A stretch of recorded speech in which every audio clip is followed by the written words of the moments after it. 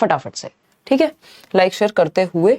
अगर हम बात करते हैं अकॉर्डिंग टू लॉरेंस, कुछ क्वेश्चन सच में बहुत अच्छे हैं जिसमें आप फंस भी सकते हैं। According to Lawrence Kohlberg, the good boy good girl stage of moral development is characterised by the individuals. अभी ये थियरी इसके जस्ट बाद में आपके साथ डिस्कस करने वाली हूं, फिर उसके बाद आपके क्वेश्चंस कम गलत होंगे, है ना। इस क्वेश्चन के बाद थोड़ा सा मैं आपको ओवरव्यू दे दूंगी इस थियरी के बारे में। तो लॉरेंस कोहलबर्ग के अनुसार नैतिक विकास के अच्छा लड़का अच्छी लड़की अभिविन्यास जो है, ये जो चरण है, इसकी विशेषता क्या है? भाई पढ़ने में ही समझ आ रहा है कि अच्छा लड़का, ज्यादातर जो स्टेजेस हैं 6 स्टेजेस, अगर आप उनको पढ़ के समझ जाते हैं तो आप क्वेश्चन गलत आसानी से नहीं करेंगे, है ना। तो अगर हम बात करते हैं अच्छा लड़का अच्छी लड़की चरण में व्यक्तियों की क्या विशेषता होती है, मतलब वो अच्छा बनना चाहेंगे, अप्रूवल के लिए काम करेंगे, प्रेज के लिए काम करेंगे, जब भी तो इस स्टेज को अच्छा लड़का अच्छी लड़की कह रहे हैं, है ना। तो seeing rules as fixed and absolute, rules को एकदम फिक्स्ड निश्चित माना जाता है। भाई अच्छा लड़का और अच्छी लड़की में रूल्स से ज्यादा महत्वपूर्ण क्या है? अच्छा लगना चाहते हैं किसी को, अप्रूवल दे सामने वाला, सोचे अरे बड़ा बढ़िया इंसान है यार, या फिर मम्मी कहें वेरी गुड, मेरी बच्ची तो बहुत अच्छी है, मेरा बच्चा तो बहुत अच्छा है, फर्स्ट आता है हमेशा, ऑनेस्ट है, एकदम सच बोलता है, वाओ शाबाश, I am proud of you.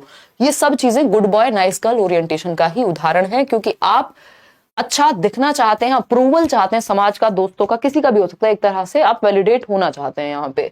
Wanting to be respected by others and trying to do what will please others, यानी दूसरों के द्वारा सम्मान प्राप्त करने की चाह होती है और वह करने की कोशिश करना जो दूसरों को खुश करे। अब वैसे तो ये चाइल्डहुड वाली जो है स्टेजेस में से एक है, लेकिन कुछ लोगों में तो उनकी मॉरलिटी हमेशा भी इसी एक पॉइंट पे चलती रह सकती है, ठीक है ना, दूसरों को प्लीज करने वाले।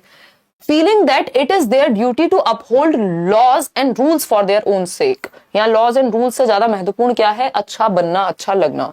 Believing in abstract universal principles which are valid for all humanity, ये तो बहुत ही नेक्स्ट लेवल बात हो जाएगी। ये 10 जनवरी को 2023 पेपर 2 में पूछा हुआ क्वेश्चन है। दूसरों के द्वारा सम्मान प्राप्त करने की चाह और वह करने की कोशिश करना जो दूसरों को खुश करे, तभी तो good boy good girl orientation है कि हम, अब ये दूसरे आपके पेरेंट्स हो सकते हैं, टीचर्स हो सकते हैं, दोस्त हो सकते हैं, और अगर किसी में ये फिक्सेशन हो गया, यही स्टेजेस बात तक चली आ रही हैं, तो फिर तो भैया कोई भी हो सकता है। आपको 4 तारीफ करो किसी की और उससे काम निकलवा लो, जहां निकल जा रहा है समझ जाओ कि व्यक्ति जो है good boy nice girl orientation पे ही है ना। और कई बार जब आप तारीफ करते हैं माँ बाप की तो वो समझ जाते हैं कि बेटा क्या चाहिए पहले ही बता दो, है ना। जैसे निशा आए और तारीफ करे तो उस दिन मैं समझ ही जाती हूँ कि भाई कुछ तो गड़बड़ है। तो good boy nice girl orientation जिनको समझ आ जाएगा वो पहले से समझ जाएंगे चीजों को, ठीक है ना।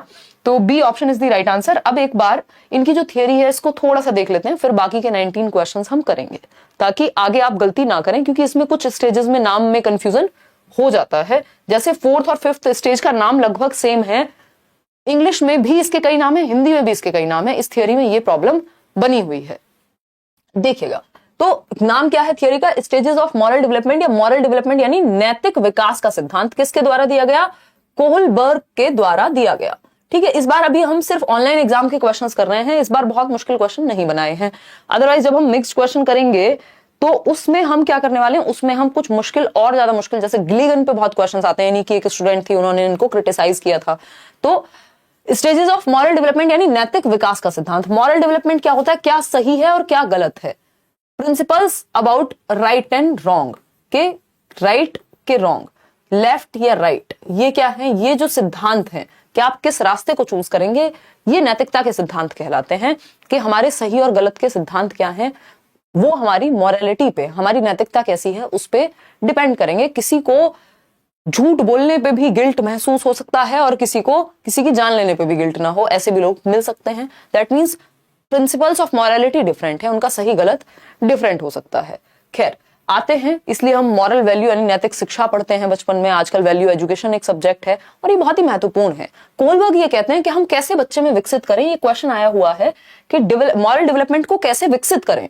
तो डिबेट्स एंड डिस्कशन के द्वारा, यानी मॉरल रीजनिंग बच्चों में, तर्क बेहतर होगा जब वो तर्क देंगे किसी चीज का। अच्छा मतलब जब चर्चा होगी क्लास में, डिस्कशंस होंगे, तब मॉरल रीजनिंग बेहतर होगी। इस चर्चा के लिए इन्होंने क्या करते थे, ये डिलेमा देते थे, यानी ऐसी हाइपोथेटिकल सिचुएशंस प्रस्तुत करते थे, दुविधा जिसको कहेंगे। ये दुविधा पेश करते थे बच्चों के सामने, अलग अलग एज ग्रुप के बच्चों के सामने अलग अलग दुविधाएं ये प्रस्तुत करते थे। उनमें से एक फेमस दुविधा है हाइंस डिलेमा, जिसको हिंज कह देते हैं हिंदी में कई लोग, है ना, हाइंस डिलेमा। अब ये जो हाइंस डिलेमा है, हाइंस एक व्यक्ति था जिसकी वाइफ जो है एक डेडली डिजीज से पीड़ित थी, मतलब बहुत ही खतरनाक बीमारी थी, जानलेवा बीमारी थी हाइंस की वाइफ को, और एक ही तरीका था अपनी वाइफ को बचाने का। सारे तरीके आजमा चुके थे कि एक केमिस्ट है शहर में, कोई एक मेडिकल स्टोर है या कोई एक व्यक्ति है जिसने उस दवा को खोज लिया है, बाकी उसका कोई इलाज नहीं है। तो ये वहां जाते हैं। अब वो व्यक्ति 100 रुपए की दवाई के 1000 रुपए मांग रहा था। क्यों? क्योंकि उसने कहा भाई मैंने ये दवाई जो है इन्वेंट की है, इजाद की है, मेरा इसमें समय गया है, अब मेरी मर्जी में इसे कितने प्राइस पे बेचना चाहूं। अब हाइंस कोशिश करते हैं, मान लीजिए 1000 रुपए उन्होंने इकट्ठे भी कर लिए, लेकिन बाकी के 9000 नहीं कर पा रहे मांग के या जैसे भी। तो वो कह रहे हैं भाई मैं बाद में दे दूंगा आधे पैसे आपको, या ऐसे कर लो कम में दे दो। वो मना कर देता है केमिस्ट के, नहीं मैं तो पूरे पैसे लूंगा जितने मुझे चाहिए अपनी डिमांड के हिसाब से। अब देखा जाए तो कई लोग कहेंगे कि भाई वो भी तो गलत कर रहा था, और कई लोग कहेंगे कि अब हाइंस ने क्या किया, ऐसी स्थिति में उसके पास एक ही रास्ता बचता है, या तो वो चोरी कर ले। दो रास्ते होते हैं बेसिकली हमेशा किसी भी दुविधा में, या तो वो चोरी करके उस दवा को ले आए या फिर अपनी वाइफ को मरने दे। अब हाइंस जो है वो हम सभी की तरह आम मनुष्य है ना, हाइंस ने कर ली चोरी और वाइफ की जान बचा ली उस दवा को लेकर के। रात को जाकर के उसने केमिस्ट की शॉप से वो चुरा ली दवाई। अब हाइंस ने क्या सही किया ये करके या गलत किया, अलग अलग एज के लोग इस चीज को अलग अलग तरीके से सही और गलत में बांटेंगे। क्यों? क्योंकि जब आप छोटे होते हैं तो आपका सही गलत डर पे होता है कि पनिशमेंट मिलेगी इसलिए ऐसा नहीं करना चाहिए था। किसी बच्चे ने कहा तो इसका मतलब वो पहले लेवल पे था, वो चाइल्डहुड की स्टेज में था। किसी ने कहा कि नहीं ठीक किया उसने, जैसे को तैसा हो गया, तो वो एक अलग स्टेज में था। किसी ने कहा कि हम सेल्फ चोज करेंगे कि क्या सही है क्या गलत है, उसका लेवल अलग हो गया मॉरलिटी का। तो इस आधार पे इन्होंने ऐसी बहुत सारी दुविधा भरी कहानियां सुना सुना करके कुछ स्टेजेस और चरण दिए। तो 3 लेवल्स हैं इनकी थियोरी के। किसके? कोलबर्ग की थियोरी में 3 लेवल्स हैं, यानी 3 चरण, 3 स्तर हैं और 6 लेवल हैं। उल्टा बोल रही हूं मैं, 3 स्तर हैं और 6 स्टेजेस हैं, यानी 6 चरण और 3 स्तर। ठीक है ना? हर एक स्तर पर 2-2 चरण हैं, यानी हर एक लेवल पे 2 स्टेजेस हैं। लेवल 1 फिर उसमें 2 स्टेजेस हैं, लेवल 2 फिर उसमें 2 स्टेजेस हैं, लेवल 3 फिर उसमें 2 स्टेजेस हैं। तो इस तरह से अगर हम देखें, ये दोनों स्टेज मिलाकर के लेवल 1 बनाती हैं, ये दोनों स्टेज मिलाकर के लेवल 2 बनाती हैं, ये दोनों स्टेज मिलकर के लेवल 3 बनाती हैं। तो ये 3 लेवल्स हो गए। क्या हो गए? ये 3 लेवल्स हो गए। अब इसमें टोटल नंबर ऑफ स्टेजेस 6 हो गए। एक क्वेश्चन डायरेक्ट भी इस बार ऐसा पूछा हुआ है कि कितने नंबर ऑफ स्टेजेस हैं, और पहले भी पूछा जा चुका है। अब कहानी क्या है हमें पता है। पहला लेवल, ये 3 लेवल है। पहला लेवल है प्री कन्वेंशनल। हालांकि ये वीडियो आप यूट्यूब पे देख सकते हैं, मैंने पहले भी डिस्कस कराया हुआ है, थियरी बैच वगैरह में मैं कराऊंगी अभी। कन्वेंशनल लेवल, प्री कन्वेंशनल जिसको पूर्व पारंपरिक कहते हैं, कन्वेंशनल जिसको पारंपरिक कहते हैं, जो टोटली परंपराओं के हिसाब से चलता है। और थर्ड है पोस्ट कन्वेंशनल, यानी परंपराओं के परे, परंपराओं से पहले, परंपराओं के दौरान और परंपराओं के परे। यही 3 बातें आपको याद रखनी है, ठीक है ना। अगर हम बात करते हैं पूर्व कन्वेंशनल या प्री कन्वेंशनल, पूर्व पारंपरिक जो है, तो ये चाइल्डहुड की बात हो रही है। अगर हम देखते हैं ये चाइल्डहुड से, लेटर चाइल्डहुड से लेकर के एडोलेसेंस की बात होगी सेकंड लेवल पे, और अडल्टहुड की बात होगी, एडोलेसेंस से अडल्टहुड की बात होगी किसमें? पोस्ट कन्वेंशनल में। ये जिसमें मेंशन है, ये पीडीएफ आपको मिल जाएगा, डोंट वरी, ठीक है ना। अब तीनों स्टेज पे, पहले लेवल पे खुद की कोई मॉरलिटी होती नहीं है, शून्य होती है, जीरो मॉरलिटी होती है। जो भी मॉरलिटी होती है वो बाहर से एक्सटर्नल होती है, कि अगर पनिशमेंट मिलेगी तो वो काम गलत है, अगर रिवॉर्ड मिलेगा तो वो काम सही है जिससे रिवॉर्ड मिले, ठीक है ना दिव्या। अगर हम बात करते हैं सेल्फ इंटरेस्ट, अब ये हमारी अलग अलग स्टेजेस आती जाएंगी। अब हम क्वेश्चन सॉल्व करते हैं, नहीं तो ये थियरी लंबी निकल जाएगी। इतना ही बैकग्राउंड काफी है। अब ये 3 लेवल और 6 स्टेजेस आपके दिमाग में होनी चाहिए, समझेंगे। अच्छा, इसमें एक चीज मैं आपको बता देती हूँ, जो लेवल 5 है इसको सोशल कॉन्ट्रैक्ट ओरिएंटेशन कहते हैं, और लेवल 4 को लॉ एंड ऑर्डर मोरालिटी, या इसका दूसरा नाम है सोशल ऑर्डर मेंटेनिंग। इसको मैं लिख देती हूँ कहीं, ये आपको पीएनजी में मिल जाएगा बाद में। अगर हम कोहलबर्ग की बात कर रहे हैं, कोहलबर्ग की बात कर रहे हैं, हमें पता है कितने लेवल दिए हैं? 3 लेवल्स ऑफ मॉरल डेवलपमेंट, यानी नैतिक विकास। स्टेजेस कितनी हैं? 6, क्योंकि क्या दिया है? Moral development. इनकी थियरी पियाजे से इंस्पायर्ड थी। पियाजे ने भी मॉरल डेवलपमेंट की थियरी दी है, नैतिक विकास की थियरी दी है। इस पे भी इस बार क्वेश्चन पूछा जा चुका है। हम लोग जनरली हर साल ये डिस्कशन करते हैं, बट पूछता नहीं था, इस बार पूछ लिया है, ठीक। तो कोहलबर्ग में अगर हम बात करते हैं नैतिक विकास की, तो एक स्टेज 4 है, बहुत ही हल्का सा अंतर है, मामूली सा नाम में। इस चक्कर में आप कंफ्यूज हो जाते हैं और कई बार स्टेज 5 की जगह 4 और 4 की जगह 5 लगा देते हैं।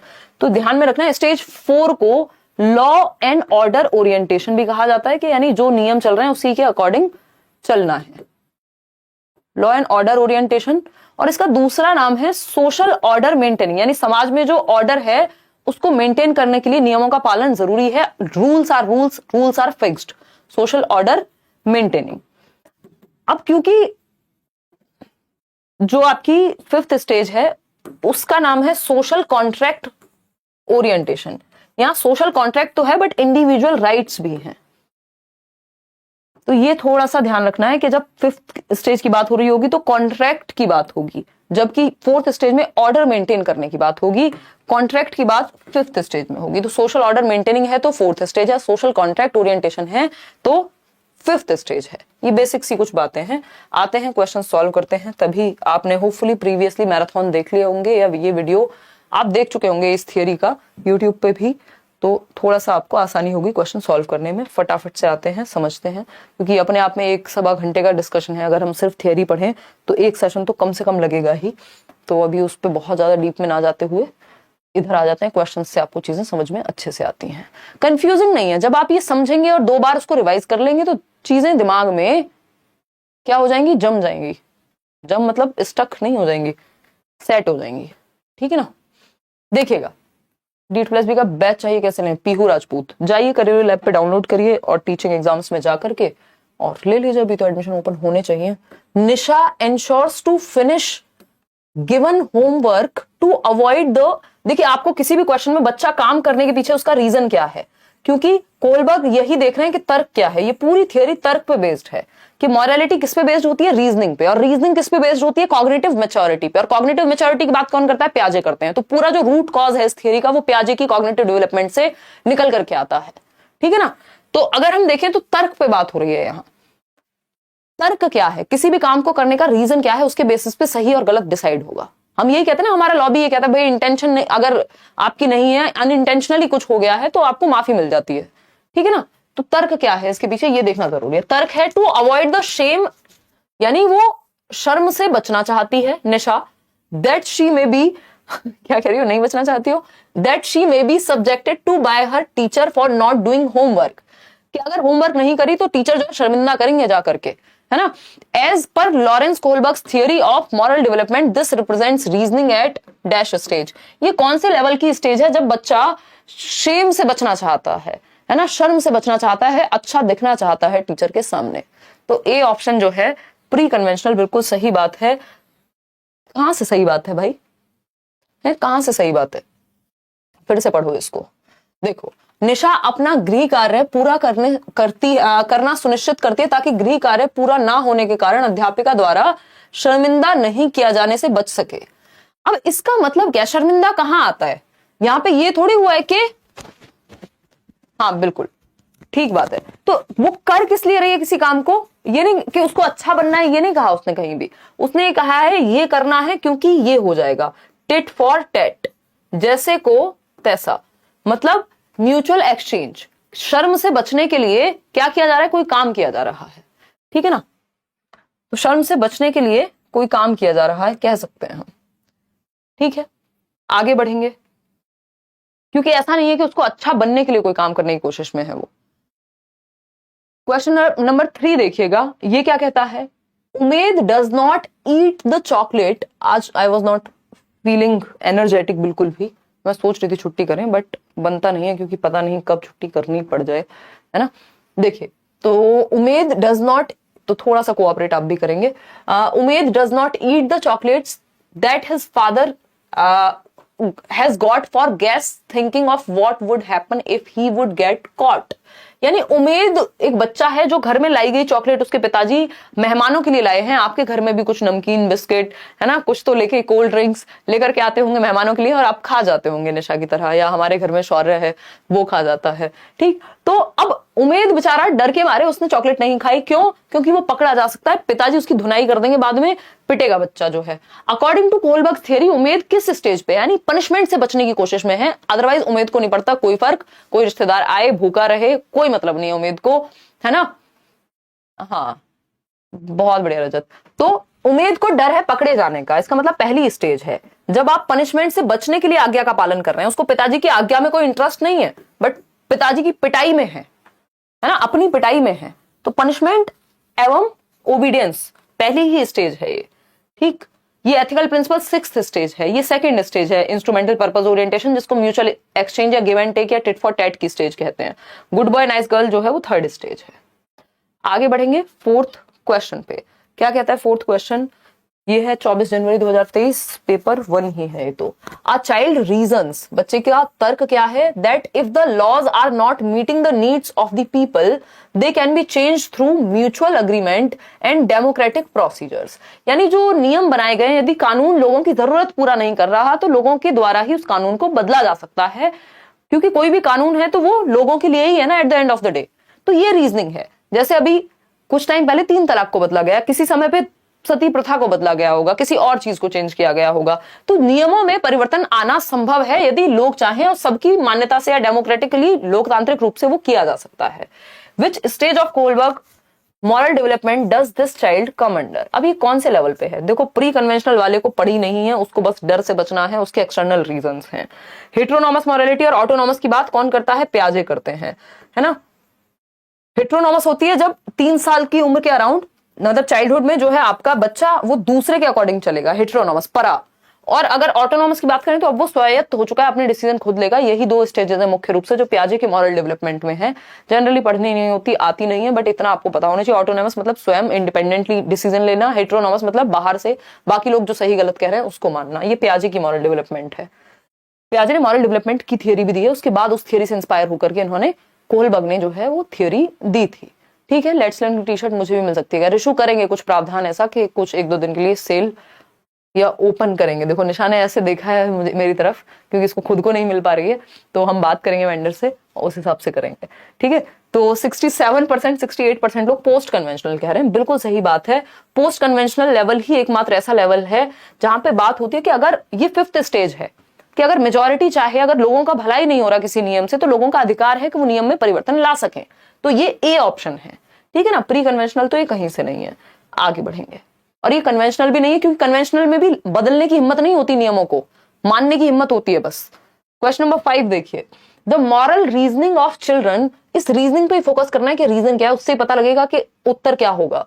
Based on being obedient for avoiding punishment, यानी पनिशमेंट से बचने के लिए आज्ञा का पालन किया जा रहा है। पहली ही स्टेज है ये, तो ये हमें पता होना चाहिए।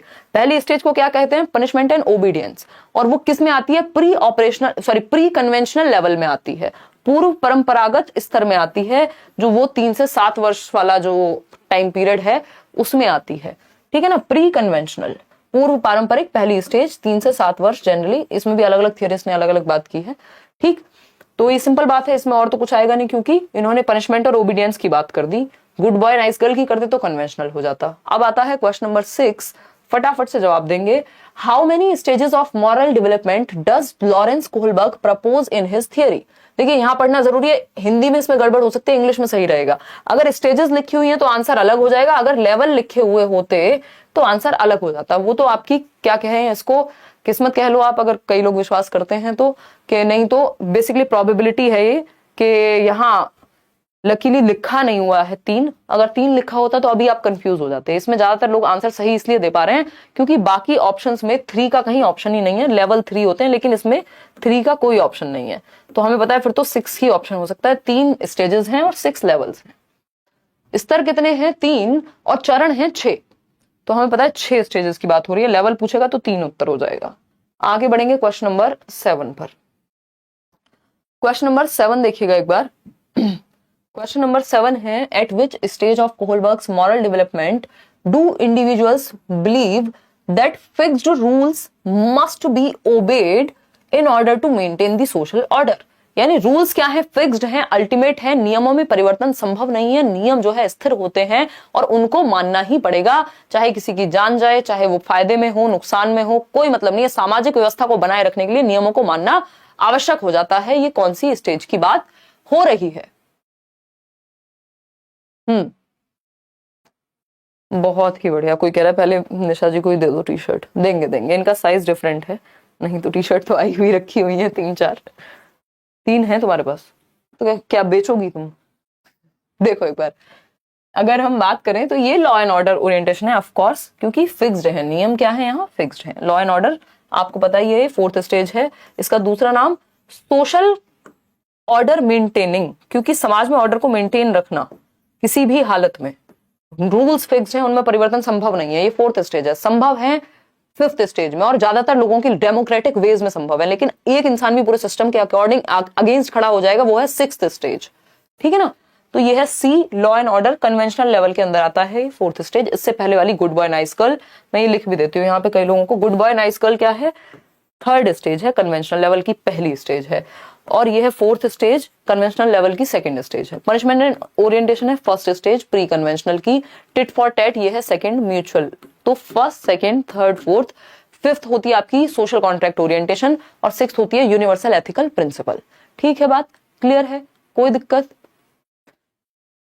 ऐप पर अभी तो जेंडर कंप्लीट करा है, ये टॉपिक तो हुआ ही नहीं है ऐप पर, इसलिए क्वेश्चन भी नहीं बन रहा है। कोई बात नहीं, आप इसको स्किप कर सकते हैं अगर आपको इतनी दिक्कत है तो, नहीं तो थोड़ा सा रुक जाइए, उसके बाद देख लेना अभी जब चैप्टर हो जाएगा कोलबर्ग वाला, क्योंकि टाइम लगता है ना यार। जेंडर हमने 2 दिन में खत्म किया है, जबकि जल्दीबाजी में करना होता है तो कर सकते थे। तो आराम से चल रहे हैं, कोई दिक्कत नहीं है। क्लास तो हो ही रही है डेली, एक्स्ट्रा क्लास लग रही है बल्कि। लॉ एंड ऑर्डर ओरिएंटेशन, जहां पे नियम क्या होते हैं, फिक्स्ड होते हैं। रूल्स आर रूल्स, ठीक है, रूल्स आर रूल्स। आगे बढ़ेंगे क्वेश्चन नंबर 8 पर। जिन्होंने मैराथन देख ली है, पढ़ ली है, पहले सीटेट दे चुके हैं, थियरी आती है, वो इस सेशन को अटेम्प्ट करें, नहीं तो चक्कर आ सकते हैं। और लाइक शेयर करना भी आज आप इस चक्कर में भूल रहे हैं, क्योंकि आपको चक्कर ही आ रहे हैं मुझे लग रहा है। Which of the following is explained bye Lawrence Kohlberg? Kohlberg ने क्या दिया है? Social contract orientation, zone of proximal development. अब आपको ये पता है, आप एलिमिनेट करना जानते हैं, ये तो वाइगॉस्की ने दिया है, अभी कुछ ही दिन पहले हमने डिस्कस किया था। इनर स्पीच भी वाइगॉस्की बात कर रहे हैं, ईगोसेंट्रिक की बात पियाजे कर रहे हैं, ठीक है ना, पियाजे कर रहे हैं। तो द सोशल कॉन्ट्रैक्ट ओरिएंटेशन, यही हम अभी बात कर रहे थे, ये है फिफ्थ स्टेज जो कोलबर्ग ने दी है। बाकी सारी स्टेजेस वाइगॉस्की और पियाजे ने दी है। यहाँ पे क्वेश्चन नंबर 9 देखिए एक बार फटाफट से। क्वेश्चन नंबर 9 क्या कहता है? 11 जनवरी, morning shift. Anu argues that only society, not individuals, can determine what is right. यानी सिर्फ सोसाइटी निर्धारित करेगी कि क्या सही है, इंडिविजुअल नहीं करेंगे, मैं और आप नहीं कर सकते हैं, पूरा समाज मिलकर करेगा किसी बात को सही और गलत का निर्धारण।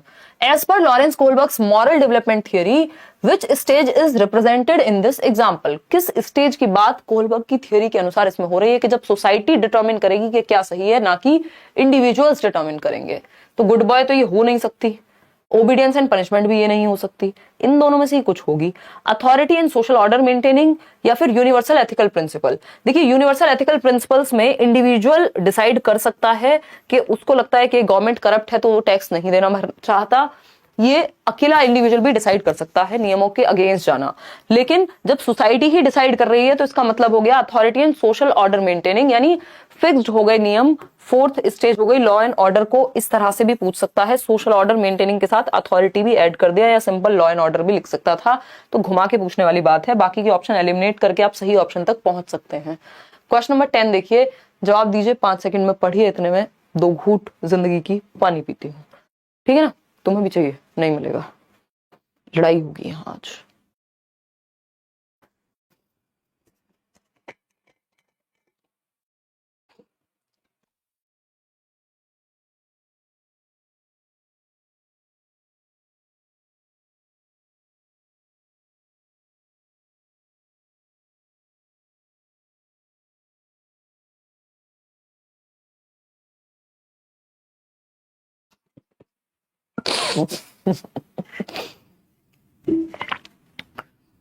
तुम्हें झूठा नहीं करना है नहीं, देखो एक बार, तो अभी राहुल ने कहा था पानी चाहिए, तब तो इसने लिया नहीं, अब पियो झूठा बैठ करके। क्वेश्चन नंबर 10 देखिए एक बार। ऐसे हम स्कूल में करते थे कि यार ये तो मैंने झूठा किया हुआ है यार, लंच मैं तो खुद खा लिया, ये तो है ना, ये तो बॉटल झूठी कर ली ताकि कोई और ना मांग ले, और तुम फिर भी बाज नहीं आ रही हो, तुम कह रही हो दे ही दो यार, कोई बात नहीं। देखो एक बार क्वेश्चन क्या है, क्वेश्चन है, वही कह रहा है मैम आप निशा मैम को परेशान करती हैं। अरे ये भी मुझे बहुत परेशान करती है यार। हाँ वही, वो इसको दिखता नहीं आप लोगों को। महाकाल के दर्शन करने जा रहा है कोई तो भाई, ठीक है चलो आ जाओ, इधर चलते हैं। बहुत बढ़िया ऋषु, चलिए आते हैं क्वेश्चन पे, हंसी मजाक चलते रहना चाहिए। B option 64%। Which of the following theory gives significant consideration to discussions and debates in the process of learning? यानी निम्नलिखित में से कौन सा सिद्धांत सीखने की प्रक्रिया में चर्चा और वाद विवाद को बहुत महत्व देता है? अब इसमें आप गलती करेंगे, है ना, इसमें आप गलती करेंगे, और मैंने ये डाला भी इसीलिए इस चैप्टर में ये क्वेश्चन, ताकि आप कंफ्यूज हो, ताकि आपके सामने एक डिलेमा प्रस्तुत हो कि ये सही है कि गलत है, ठीक है ना। तो अगर हम बात करें बी ऑप्शन 64% लोग किस लिए दे रहे हैं? क्योंकि वो बने वेरी स्मार्ट, है ना, वो छोरे बोलते हैं ना वेरी चालाक ब्रो, तो वही बने हो आप। क्यों? क्योंकि आपको लगा कि कोहलबर्ग का चैप्टर है और कोहलबर्ग ही उत्तर होना चाहिए। इसका आंसर कोहलबर्ग नहीं है, 64% लोग गलत हो गए। इसका आंसर जो है वो लेव वाइगोस्की है। ये मैंने इसको क्वेश्चन को यहाँ पुट ही इसलिए किया है, सिर्फ 27% लोग सही उत्तर दे पाए हैं। उसका रीजन ये है कि क्वेश्चन बहुत क्लोज है। अगर इसमें एक शब्द और ऐड कर देता तो, अभी तो चलने देती पोल, देखना अभी ये सारे बदल जाते हैं। अभी जिन्होंने भी ये बी ऑप्शन दिया था ना, सारे सी कर देते अभी, क्योंकि उनको पता लग गया। अब तो फटाफट से चीटिंग कर लो अपना। देखो एक बार, तो अगर हम बात करें, यहाँ पे एक शब्द का अंतर है। Which of the following theory gives significant consideration to discussions and debates in the process of learning? Moral reasoning, moral development लिखा होता तो यही आंसर कोहलबर्ग हो जाता, क्योंकि यहां लर्निंग की प्रोसेस की बात हुई है, या इन जनरल कुछ नहीं लिखा हो तब भी वाइगोस्की ही ज्यादा बेहतर है, क्योंकि वो सोशियो कल्चरल अप्रोच है जो कॉग्निटिव डेवलपमेंट की बात करेगा, और कॉग्निटिव डेवलपमेंट से लर्निंग की बात होगी, ठीक। तो इसलिए आंसर सी है, क्योंकि वाइगोस्की क्या है, समाज और संस्कृति की बात करते हैं, है ना, ग्रुप में सीखने की बात करते हैं, डिबेट डिस्कशन की बात करते हैं, कोलैबोरेशन की बात करते हैं, असिस्टिव लर्निंग की बात करते हैं। कोई कह रहा है प्यासे को पानी नहीं पिलाओगे तो पाप लगेगा, दे तो दिया यार, अब क्या करें। देखो एक बार, प्यासे को पूछो तब तो मांगते नहीं है। Lawrence Kohlberg's theory of moral development, यानी ये बात तब सही होती जब यहाँ मॉरल रीजनिंग या मॉरल डेवलपमेंट में बात होती, कि मॉरल डेवलपमेंट में, नैतिक विकास में वाद विवाद और चर्चा की इंपॉर्टेंस को किसने दर्शाया? तो कोहलबर्ग। लेकिन इन जनरल पूछा है, मॉरल डेवलपमेंट नहीं लिखा है, तो आपको फिर उस हिसाब से देखना पड़ेगा, यहाँ वाइगोस्की है, ठीक है ना। हालात बदल दिए, जज्बात बदल दिए, यही हुआ है आपके साथ अभी, है ना। चलिए खैर कोई बात नहीं। तो इसलिए जरूरी है कि आपको इस तरह की डिलेमा में डाला जाए। क्वेश्चन नंबर 11 देखिएगा। क्वेश्चन नंबर 11 क्या कहता है?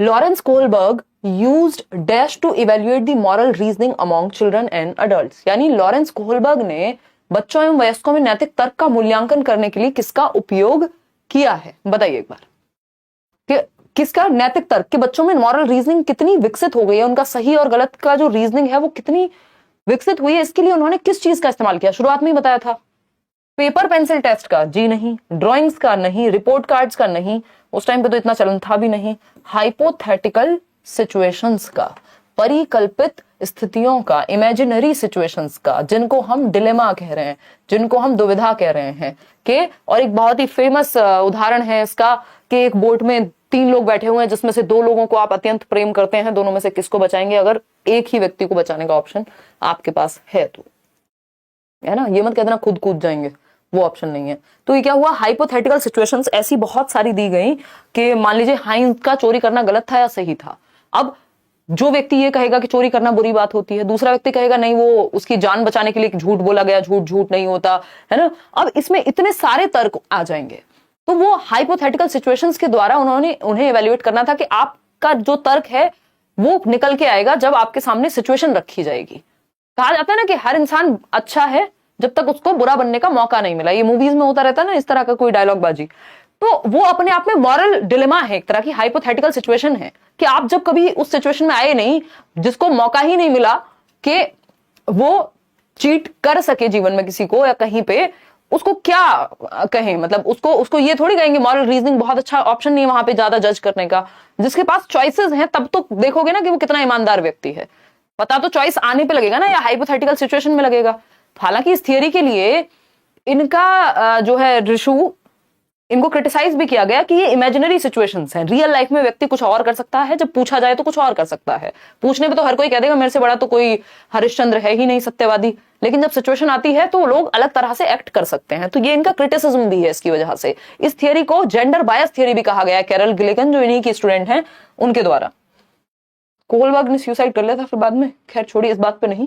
क्वेश्चन नंबर 12 देखिए, आते हैं। Nuri judges other actions based on the others' actions based on the argument that we have some duties towards society and we should obey rules for that sake. As per Lawrence Kohlberg what stage of moral reasoning is Noori at? बताइए, जवाब दीजिए फटाफट से। 2 बार पढ़ा है इसलिए समझ आ रहा है, बहुत बढ़िया जी। प्रोफेसर ने बोला है 17 डेज में की तुमसे और 110 और 107 आए। बहुत ही बढ़िया बात है प्रोफेसर, अगर आप 10 दिन में तैयारी करके 107 110 ले आए तो। देखिए, तो नूरी जजेस, नूरी का तर्क क्या है? हमारे समाज के प्रति कुछ दायित्व हैं और उस दायित्व के लिए हमें नियमों का पालन करना चाहिए। Tit for tat, conventional level, है ना, हमारे कुछ ड्यूटीज हैं, इसके लिए हमें पालन करना चाहिए, यानी इन एक्सचेंज ऑफ समथिंग। ऐसी बात है? नहीं है ऐसी बात, ठीक है, बिल्कुल सोशल ऑर्डर मेंटेन कराने की बात कर रहे हैं। आगे बढ़ेंगे। प्री कन्वेंशनल लगा लेना, इसमें ऐसी ही बात है, क्योंकि ये टिट फॉर टैट की ही बात हो रही है कहीं ना कहीं, कि हमारे कुछ दायित्व हैं, उनको फुलफिल करने के लिए हमें कुछ करना पड़ेगा। तो गिव एंड टेक वाली बात है, गिव एंड टेक वाली बात है, ठीक है। आगे बढ़ेंगे। क्वेश्चन नंबर है 13। देखिए फटाफट से क्वेश्चन नंबर 13। यार आज तो कुछ ज्यादा ही सर में दर्द है, बहुत गंदे वाला वो भी। नहीं यार, मेडिसिन से नहीं, तुम चली जाओगी तो ठीक हो जाएगा। देखो एक बार, अकॉर्डिंग टू लॉरेंस कोहलबर्ग, क्योंकि शाम वाली क्लास में नहीं था, जब से तुम आई हो तब से हुआ है। According to Lawrence Kohlberg, at which stage does satisfaction of personal needs determines moral choice? बताइए एक बार। अगर हम बात करें लॉरेंस कोहलबर्ग के अनुसार, किस स्तर पर व्यक्तिगत आवश्यकताओं की संतुष्टि नैतिक चयन को निर्धारित करती है? मतलब कि हम ये कह रहे हैं कि सेटिस्फेक्शन ऑफ पर्सनल नीड्स, मतलब पर्सनल सेटिस्फेक्शन, पर्सनल रिवॉर्ड की बात है एक तरह से।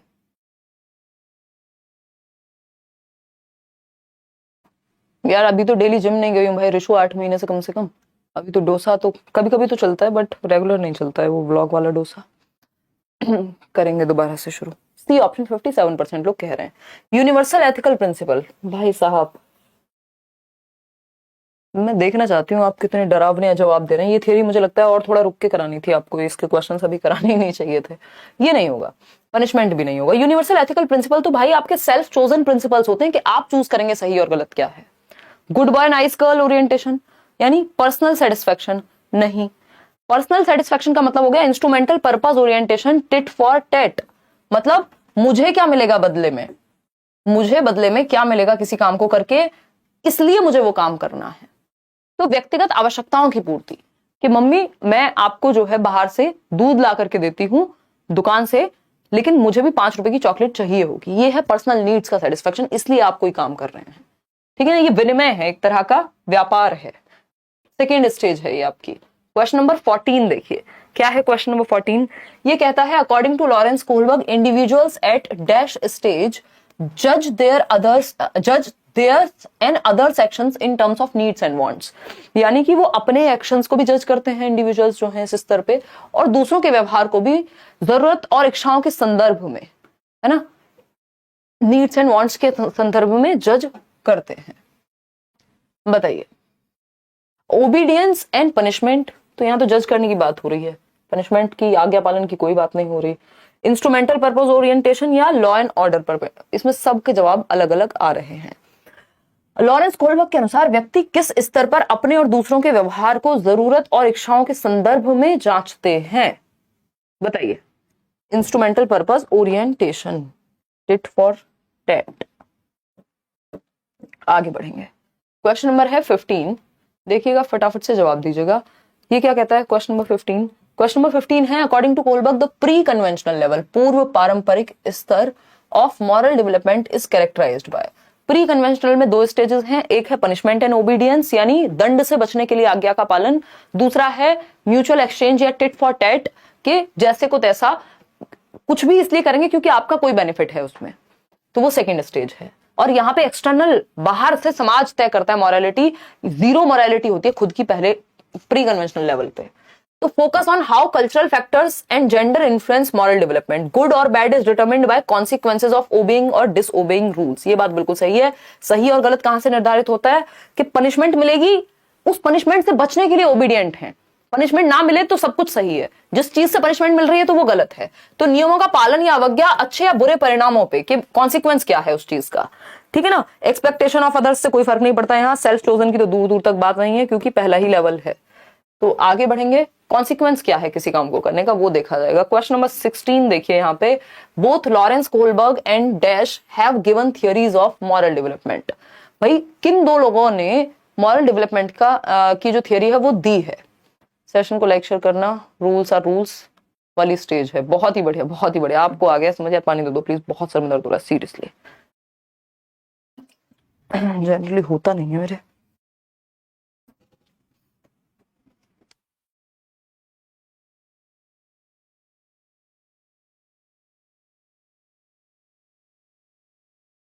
ये शायद लाइट वगैरह से पता नहीं कैसे हो रहा है।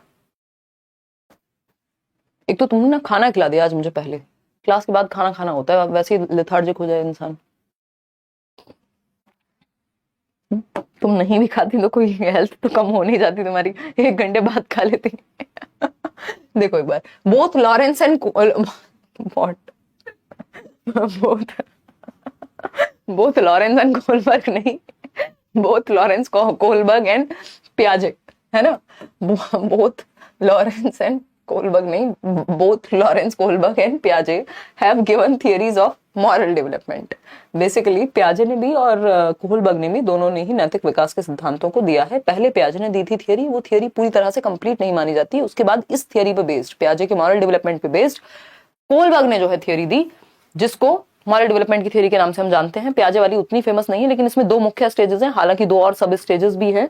एक है हेट्रोनॉमस मॉरलिटी और दूसरी है ऑटोनॉमस मॉरलिटी। हेट्रोनॉमस है परायत्त यानी दूसरों के अनुसार, और ऑटोनॉमस है खुद से द्वारा चूज किए गए रूल्स। तो जीन पियाजे और कोहलबर्ग दोनों ने मॉरल डेवलपमेंट, नैतिक विकास का सिद्धांत दिया है। जीन पियाजे का कॉग्निटिव डेवलपमेंट ज्यादा फेमस है, इसलिए हम उसी को जानते हैं। अदरवाइज तो कोहलबर्ग, उन्होंने इंटेलिजेंस से लेकर लगभग हर फील्ड में काम किया है पियाजे ने।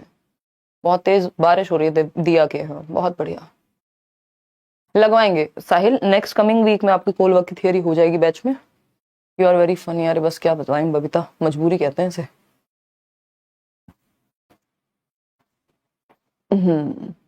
चलिए देखिए, सी ऑप्शन 93% लोग कह रहे हैं, समझते हैं। Who among the following proposed a sequence of developmental stages to describe moral reasoning among children and adults? देखिए, moral reasoning, नैतिक तर्कणा की बात एकमात्र व्यक्ति जो है कोहलबर्ग हैं इसके बारे में बात करने वाले, है ना। कोहलबर्ग है, नैतिक तर्क की बात की ही इन्होंने है। पियाजे कॉग्निटिव मैच्योरिटी की बात कर रहे थे, इन्होंने उसको तर्क पे ले जाकर के छोड़ा। C option. आगे बढ़ेंगे, क्वेश्चन नंबर 18।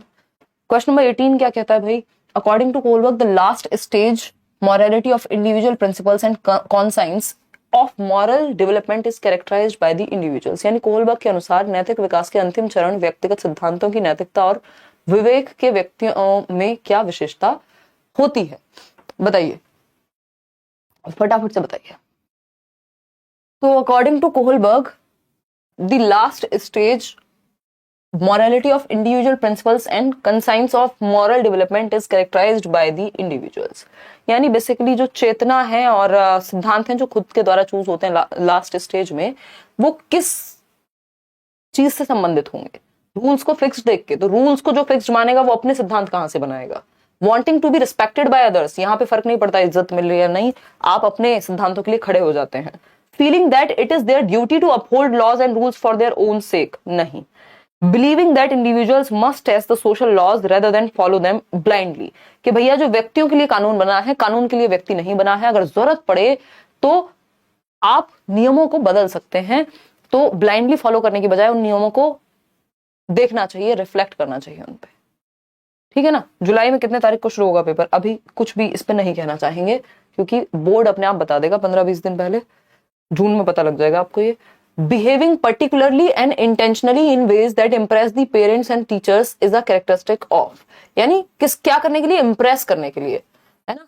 इम्प्रेस करने के लिए मतलब जानबूझकर आप उस तरीके से व्यवहार कर रहे हैं जिससे माता पिता जो हैं वो आपसे प्रभावित हो सके, इम्प्रेस हो सके, है ना। ये आप कई लोग गर्लफ्रेंड और बॉयफ्रेंड के चक्करों में भी कर सकते हैं कि आपको इंप्रेस करना है किसी को, तो आप इसलिए एक तरह का व्यवहार कर रहे हैं, मतलब आप गुड बॉय बन के दिखा रहे हैं या गुड गर्ल बन के दिखा रहे हैं दूसरे की नजरों में, ठीक है ना। तो ये good boy nice girl orientation है।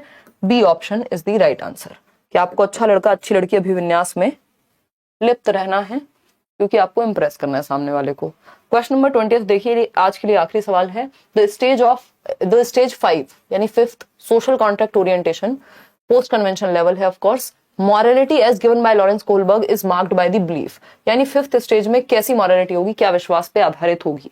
पहला है the physical consequences of an action determine goodness और badness, obeying rules should bring some sort of benefit in return, in order to maintain the social order fixed rules must be established and obeyed, moral decisions should be made in terms of self chosen ethical principles। बताइए फटाफट से बताइए क्या कहना चाहेंगे इसके बारे में। सी ऑप्शन तो हटा ही दिया, ये सही कैसे होगा। In order to maintain social order fixed rules must be established, देखिए ये 4th स्टेज की बात हो रही है और हमसे पूछा क्या है, 5th स्टेज के बारे में पूछा है, तो उत्तर क्या होना चाहिए आप खुद बताइए। जाइए घर जाइए, कल बताइएगा, इसको रखेंगे होमवर्क में। कुछ क्वेश्चन सर के ऊपर से निकले, कोई बात नहीं कुमारी, ये मान लो अभी ये एक फिल्टर है, एक लेयर है प्रैक्टिस की, है ना। अभी आप अगर बैचेस में हैं तो थियरी पढ़ेंगे भी, नए क्वेश्चंस भी वहीं पे साथ में भी सॉल्व करेंगे। मैराथन देख लीजिए, उसके बाद भी जब मिक्स्ड क्वेश्चंस भी कर रहे होंगे तो कुछ कुछ चीजें और अच्छे से क्लियर होंगी, है ना। इस थियरी में ऐसा होता है एट टाइम्स, और आज थोड़ा सा एनर्जी भी लो थी, ठीक। तो लॉरेंस कोहलबर्ग द्वारा दिए गए उत्तर पारंपरिक नैतिकता के 5वें चरण की बात हो रही है, जिसको हम कहते हैं सोशल कॉन्ट्रैक्ट ओरिएंटेशन। बताइए, सोशल ऑर्डर मेंटेनिंग नहीं है ये, इसलिए सी ऑप्शन नहीं होगा। Moral decision should be made in terms of self chosen ethical principles, या फिर the physical consequence of an action determine goodness. हाँ नहीं कोई दिक्कत नहीं है, 15 ठीक है, 16 ठीक है। आज 20 क्वेश्चंस ही हैं, इस टॉपिक से एक ही क्वेश्चन आता है, तो ज्यादा क्वेश्चंस इसमें निकालने का फिर वही है, रिपीट होने शुरू हो गए थे क्वेश्चंस। और अभी मिक्स्ड क्वेश्चंस जब होंगे तब भी आपको पेपर से पहले इनफ प्रैक्टिस इस चीज की हो जाएगी, ठीक है ना। तो ये भी जहां पे टेट फॉर टेट हो जाएगा, कोई बात नहीं, इसको डिस्कस कर लेते हैं। दे दो दोबारा पोल दे दो, ठीक है ना। तो ये एक बात हो गई, ये दोनों ना तो बी होगा यहाँ ना सी होगा, क्योंकि ये 4th स्टेज की बात नहीं हो रही, यहाँ 5th स्टेज की बात हो रही है। और क्या पूछा है कि 5वें चरण में सामाजिक अनुबंध अभिविन्यास, यानी इंडिविजुअल के कुछ राइट्स होते हैं और कुछ नियम हैं समाज में, तो अगर जरूरत पड़े तो नियमों को बदला जा सकता है, ये कहेगा पोस्ट कन्वेंशनल स्टेज का व्यक्ति। Physical consequences of an action determine goodness और बैडनेस, किसी क्रिया के भौतिक परिणाम ही उसकी अच्छाई या बुराई को निर्धारित करते हैं, यानी क्या सही है क्या गलत है वो कॉन्सिक्वेंस पे डिपेंड करेगा। इसको हम किधर देख सकते हैं, इसको हम देख सकते हैं आपका टिट फॉर टैट टाइप की चीजों में ज्यादा, बट पूरी तरह से इसको गलत नहीं मान सकते, क्योंकि कॉन्सिक्वेंस की बात कहीं और नहीं हुई, ये नहीं होगा, क्योंकि सेल्फ चोजन एथिकल प्रिंसिपल्स जो हैं इन टर्म्स होने चाहिए एंड ऑल, तो ये फिर 6th स्टेज हो जाएगी आपकी। फिजिकल कॉन्सिक्वेंसेस पे ही हम जाएंगे कि अगर किसी की वो झूठ जो किसी की जान बचाने के लिए बोला जाए वो झूठ नहीं होता, ये कॉन्सिक्वेंसेस के बेस पे है। चलिए खैर आज के लिए इतना ही रखते हैं, और किसी भी क्वेश्चन में डाउट हो तो आप कमेंट्स में पूछ लीजिएगा, नोट्स इससे पहले पढ़ लीजिए। और मुझे लग रहा है आज एक आध क्वेश्चन में हम फ्लो में निकले होंगे, तो अगर किसी आंसर में करेक्शन होगा तो आपको इसी वीडियो के नीचे कॉमेंट्स में मैं लास्ट में मतलब कल ही अपडेट कर पाऊंगी, अभी तो नहीं, है ना। चलिए टेक केयर, धन्यवाद। मोना सिंह, आउट ऑफ 20 कितने ठीक हुए वो आप बताएंगे। कल हम कोई और सब्जेक्ट करने वाले हैं।